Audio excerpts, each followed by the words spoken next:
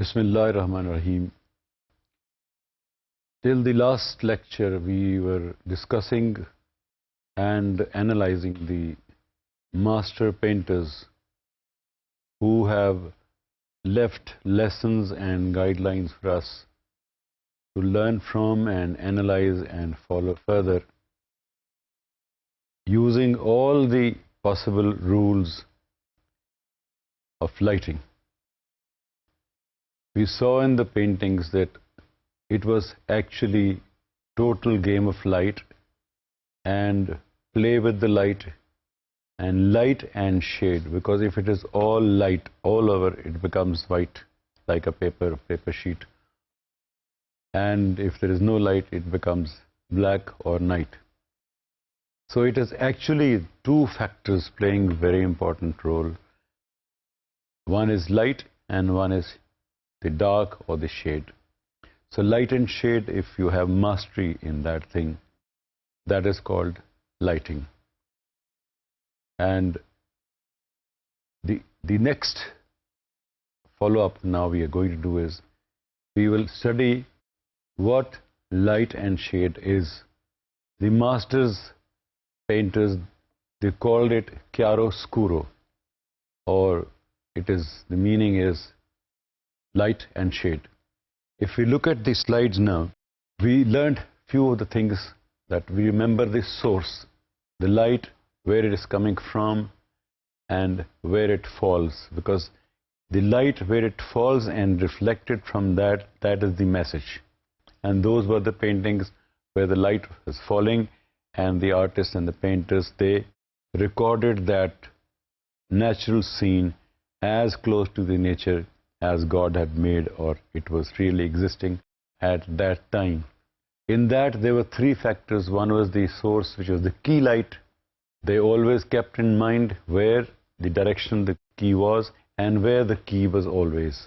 And they kept in mind that the key remains in every part of the scene or the painting, or every detail of the painting, at the same place, not forgetting the key. Second was to play with the light and shade, so they wanted to have some fill to give it roundness, to give it the body, to give it a mass, to give it a shape. Then there was the background, to have a reference what that whole scene was, part of it. If they had painted only the foreground of painting, like buildings and structures and people, and forgot the background, which was the sky, they would have alienated or separated it from the natural environment, اور natural environment سے اگر نکال دیتے ہیں تو اس کی حیثیت ختم ہو جاتی ہے. سو back ground was very important. اور جہاں پہ آپ نے غور کیا ہوگا بعض جگہ پہ فگرس تھیں, یہاں پر بال ہیں, باڈی ہے, کپڑے ہیں, اور اس کے پیچھے اگر بیک گراؤنڈ بھی اسی رنگ یا اسی برائٹنس کی یا اسی ٹون کی تھی, تو انہوں نے اس کو بیک لائٹ یا ہائی لائٹ دے کے سیپریٹ کر لیا, ڈسٹنس کریٹ کر لیا, فاصلہ پیدا کر لیا. اب لائٹ اینڈ شیڈ کے ایگزامپلس ہم اسٹڈی کریں گے کہ ایکچولی لائٹ اینڈ شیڈ کو اگر پیورلی لائٹ اینڈ شیڈ کی طرح سے اسٹڈی کریں, forgetting about the art form at the moment, forgetting about those paintings. Now analyze کیا ہم نے کہ جی لائٹ اینڈ شیڈ کا سارا گیم ہے, chiaroscuro سے ہم کھیلتے تھے سارے, that is the art of lighting. اس تصویر کو دیکھیں, اس میں سمپل ڈائیگرام میں بتایا گیا ہے کہ واٹ chiaroscuro از. ایک طرف سے لائٹ آ رہی ہے, which means it is not top light again, it is on the side. جیسے سن لائٹ میں نے بتایا تھا کہ 11:30 سے لے کے 2:30-3 بجے تک کا ٹاپ سورج ہوتا ہے, it's bad lighting. So it's the proper angle کہ لائٹ پڑی ہوئی ہے, وہ لائٹ ایک گلوب کے اوپر ڈل رہی ہے. گلوب پہ جس سائڈ پہ لائٹ ڈل رہی ہے وہاں ہائی لائٹ ہے, یعنی جو برائٹ سائڈس کی دکھا رہی ہیں, اور جیسے جیسے گولائی کے ساتھ وہ ختم ہوتی جا رہی ہے وہ ڈارک ہوتا جا رہا ہے. زمین جو بیک گراؤنڈ یا وائٹ جو ہے, اس سے ریفلیکشن سے جو ڈارک ایریا ہے اس میں ذرا سی فل بھی جا رہی ہے. گراؤنڈ پہ اگر آپ دیکھیں جو سفید نیچے ہے وہاں پہ اس کا سایہ ہے.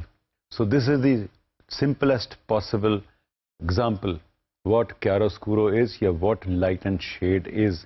اب اسی چیز کو اگر ہم ریئل لائف میں دیکھیں کہ لائٹ اینڈ شیڈ جو ہے وہ کیا کام کرتا ہے, کتنا امپورٹنٹ ہے, اور ہم روزانہ دیکھتے ہیں, نوٹ نہیں کرتے. نیکسٹ جو ہے اس میں آپ دیکھیں کہ 2 تصویریں دکھائی گئی ہیں. 2 تصویروں میں سے ایک تصویر میں ایک فروٹ ہے, امرود ہو سکتا ہے. ایک فروٹ کو ایک سائڈ سے لائٹ دی ہوئی ہے, سنگل سائڈ, ادر سائڈ سے نہیں ہے. لیکن آپ غور کریں, ماڈلنگ نظر آ رہی ہوگی کہ راؤنڈنس بھی نظر آ رہی ہے اس کی, اور جو ڈارک میں آ کے دوسری سائڈ کی غائب ہو جاتی ہے. لیکن آپ کو وہ فیلنگ, وہ ماس, وہ پورا آئیڈینٹیفائی کر رہا ہے کہ ایک چیز ایک اسپیس میں ہے, گول ہے, لائٹ اس میں کس سائڈ سے پڑ رہی ہے, اور لائٹ اینڈ شیڈ کا آپس میں کتنا اچھا ڈرامیٹک افیکٹ بن رہا ہے.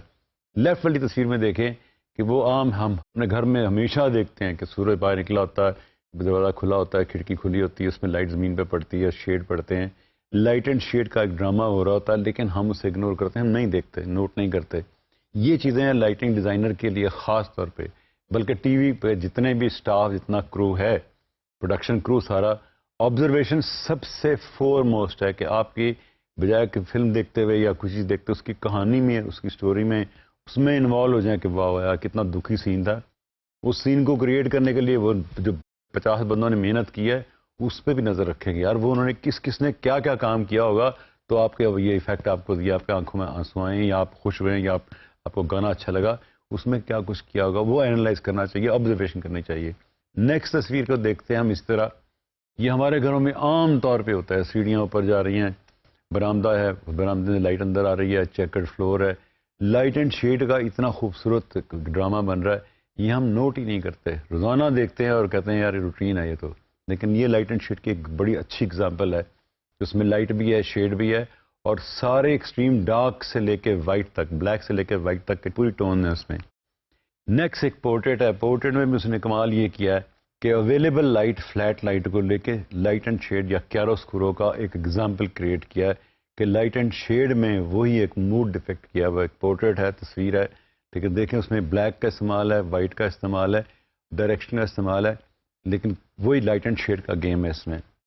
نیکسٹ والے میں دیکھیں وہی لائٹ اینڈ شیڈ ہے, لائٹ سورس نے اسٹیبلش کیا ہے, اس نے ایریاز ڈیوائڈ کیے ہیں, ایریاز اسپاٹس کیے ہیں, ان اسپاٹس کو پینٹ کیا ہے, اس پہ لائٹ دی ہے, تو وہ آپ کو وہ کیروسکورو یا لائٹ اینڈ شیڈ کا ایک پرفیکٹ ایگزامپل ملتی ہے اس میں کہ کس طرح وہ ڈرامیٹک چیزیں بنتی ہیں. تو ماڈلنگ اور وہ سین آپ سوچنے پہ مجبور ہو جاتے تھوڑی دیر کے لیے, اس کو میں غور سے دیکھوں اس میں ہے کیا کچھ. تصویر آپ سے باتیں کرنا شروع کر دیتی ہے, تصویر آپ کو بتاتی ہے, انٹریکٹ کرتے ہیں, آپ کو ایموشنلی انوالو کر لیتی ہے. اسی طرح اگلے سین میں دیکھیں آپ, نیچرل سین ہے, گھر میں یہ عام طور پہ ہوتا ہے, ٹیبل بیٹھے ہوتے ہیں, ٹاپ پہ ایک لائٹ لگی ہوتی ہے, اس ماحول کو کریٹ کیا اس نے لائٹ اینڈ شیڈ سے, اس نے ایکسٹرا لائٹنس میں ایڈ نہیں کی ہوئی, لائٹ کے ایکسٹریم ایج جو ہیں یعنی ویزیبلٹی بھی رکھی ہوئی ہے, اور تھریش ہولڈ جو برائٹنس کا جانا ہے وہاں تک بھی گیا ہوا ہے. میں غور سے دیکھیں کہ رائٹ کورنر پہ جو کپڑا ٹیبل کلاتھ ہے, it is white, pure white, لیکن اس کے کرو ڈیٹیل سارے رنکلز آ رہی ہیں, اور جو بلیک ایریا ہے اس میں پورشن جو امپورٹنٹ میسج دینے والے ہیں ان سب پہ ہائی لائٹ بھی پڑ رہی ہے.